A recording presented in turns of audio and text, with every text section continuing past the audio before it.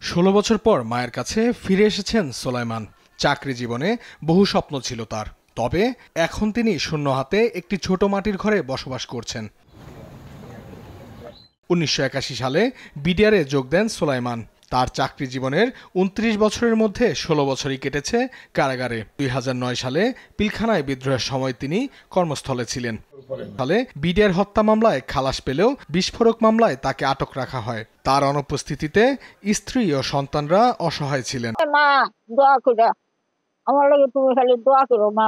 নির্দোষ হওয়া সত্ত্বেও স্বামী জেল খাটছে।